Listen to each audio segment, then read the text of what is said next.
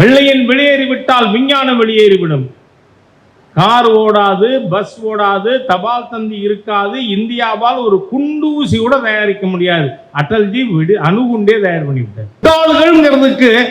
எந்த மாறுபாடும் இல்லாதவங்க, சமுதாயத்தில் லீடு பண்ண குவாலிட்டியே இல்லாத, குவாலிபிகேஷன் இல்லாத திராவிடியன் ஸ்டாக் தான். இந்த சமுதாயத்தை அழித்து விட்ட ஒரு கூட்டம் அது. அப்படி வெளியேறுவதாக இருந்தால் லண்டனில் இருந்து கொண்டாவது சென்னை ராஜதானி ஆள வேண்டும் தீர்மானம் போட்ட தேச துரோகி.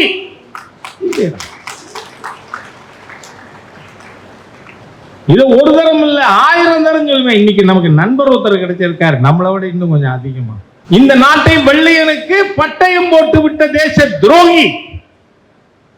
அதனாலதான் ஈவேரா 1947 ஆகஸ்ட் மாதம் 15ஆம் தேதி இது துக்க தினம். அதனால தமிழ்நாட்டில் சென்னை ராஜதானியில் எல்லா வீட்லையும் கருப்பு கொடி ஏத்த. சுதந்திர தினத்தை கருப்பு துக்க தினம்னு சொன்னவன் தேச துரோகி தானேங்க. அதை துரோகி சொன்னா ஆதாரம் வேணும்னா உங்ககிட்ட இருக்கிற புத்தகமே பெரியார் புத்தக பண்ணையில வாங்கி வச்சிருக்கேன். இவ்வளவு அதெல்லாம் படிச்சதுனால தான் பேசுறேன்.